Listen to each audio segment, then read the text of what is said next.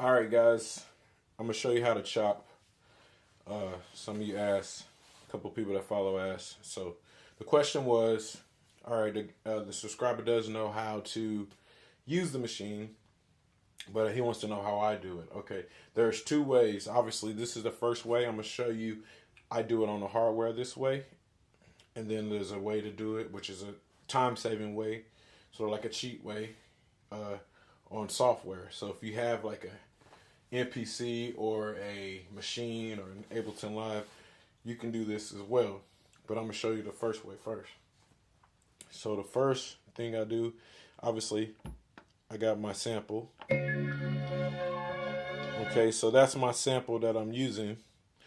And I give you a little pointer that I've been picking up and I learned from other beat makers. On this machine, just try to use a 2-bar loop. I mean, because basically it's really hard to use, so you want to keep it simple. So here's my 2-bar loop. Keep doing that, sorry.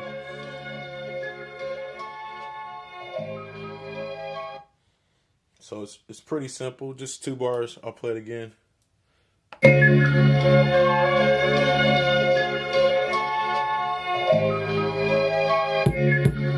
Okay, so I'm gonna show you how to get from this beat.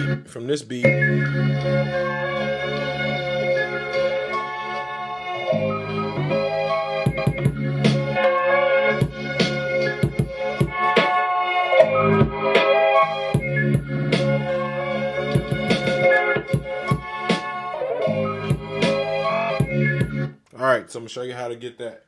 So what I did was I got my loops, 2-bar loop right here. Hit it.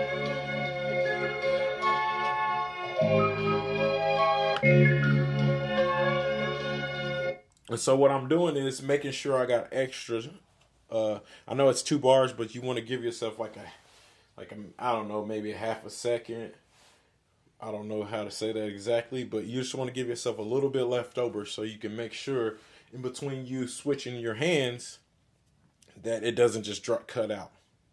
So it looks like that.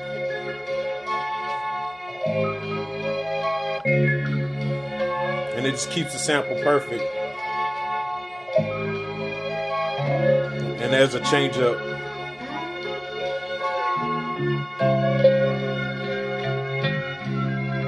Go back and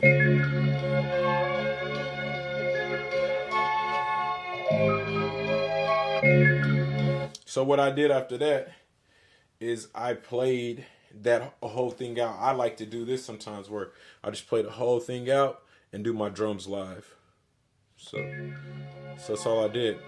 Added my effect that we learned, the compressor, all that stuff. I'm just gonna turn it up, and then I'll just play my drums on top of it. And then after that, you would add the hi-hat. But for this video, I was just doing the kick and the snare. So it'd be like this.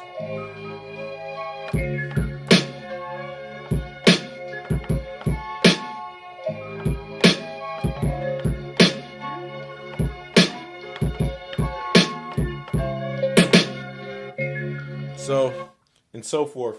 So on and so forth. So what I'm trying to say is you can be as creative as you want. Like this thing, if you have a nice size card, 32, 64, you can make one beat at a time. I'll say get your sample, chop it up, get everything aligned like you want. Get your loop right, keep it simple because simple is effective. Look at modern music.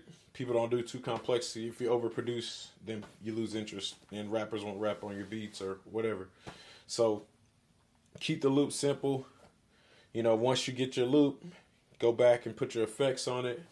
You know what I'm saying? That's another video. If you're getting your pitch and all that, set that up and make the loop, drum over it. That's my first method. Now I'm going to show you part 2. Hey guys, I'm back with part 2 of this tutorial. It's a quick little hack I'm going to show you. For example, I'm using Machine. You can do this with your MPC, machine, any hardware, whatever you got, software. So basically, you chop up the same chops that you're trying to get back into your SP. You chop them up, and then you use this converter. It's a full loop. You make a perfect loop. You put it in this converter, the SP44X card drive. You put it in. Make sure you find the right drive. Put it in the drive. Uh, the good thing about it, you know the tempo. You know that it's perfectly looped and it's good to go. Put it back in your SP. You know you already got your drums, your hi hat or whatever, your bass line. Do that too. You can also use that with your bass line. You can find the tune of the sample, and then you don't have to go back and to the SP and find it, but you can. But it makes it quicker. So this is a time-saving hack. You know, like I said, for the true heads. Me personally, I like to make SP beats in the box. I mean, I know it's harder, but it's simple, and sometimes you can tell, you know, if they made it in or out. But definitely, it's fun to make them both ways. I don't judge or say you can't do it, but hey, saving time is very good. Work smarter, not harder.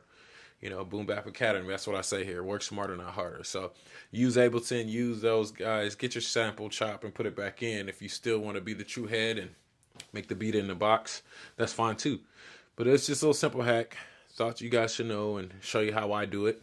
I make it in the box and out the box. So, hey, shout out where you from. What's your favorite mode? Pattern mode or resample mode?